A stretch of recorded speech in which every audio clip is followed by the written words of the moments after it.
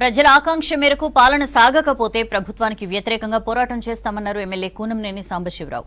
December 25 నాటికి CPI 100 ఏళ్లు పూర్తి చేసుకుంటుందని, బీజేపీని నిలువరించడంతో పాటు సిపిఐ బలోపేతం కోసం తాము కృషి చేస్తామని చెప్పారు.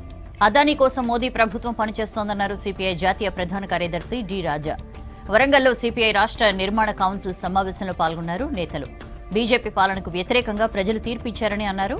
సామాజిక న్యాయం లేకుండా చేసేందుకు మోదీ ప్రభుత్వం కుట్రలు చేస్తోందన్నారు.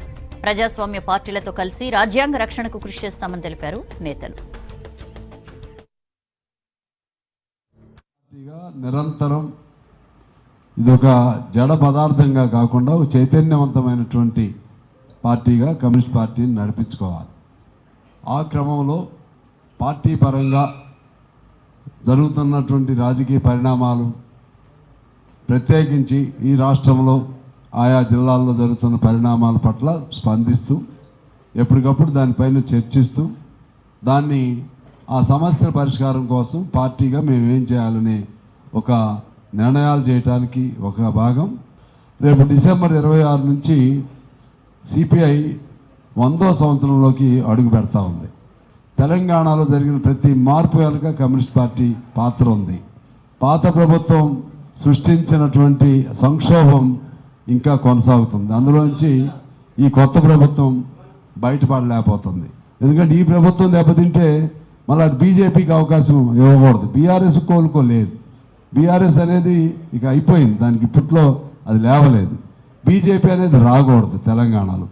దీన్ని ఈ ప్రభుత్వం ఉండాలని కోరుకుంటూనే మీరు ప్రజలకి వ్యతిరేకమైనటువంటి పద్ధతుల్లో ఉన్నప్పుడు, లేదా ప్రజల ఆకాంక్షలకు అనుగుణంగా పనిచేయనప్పుడు ఖచ్చితంగా మేము ప్రజల పక్షాన సిపిఐ పార్టీ ఉంటుందని తెలియజెప్పే క్రమంలో మీకు మీ దృష్టికి తీసుకుని వస్తూ, Mr. Modi cannot claim it is victory for Ms. Modi. People have given them a fitting lesson for their disastrous policies. Mr. Modi was talking about Char So Par.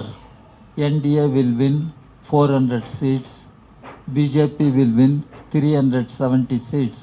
But finally, people did not give them the number to emerge as a single largest party also. Now the present government is there with the support of Mr. Nitish Kumar and Mr. Chandrababu Naidu.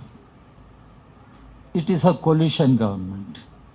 How long this government will last is a big question mark. How long this government will survive is a big question mark. But Mr. Modi claims people have voted for stable government. That is what the President's address pointed out. People voted for stable government. People voted against BJP. People voted against the disastrous policies pursued by Modi, undermining the very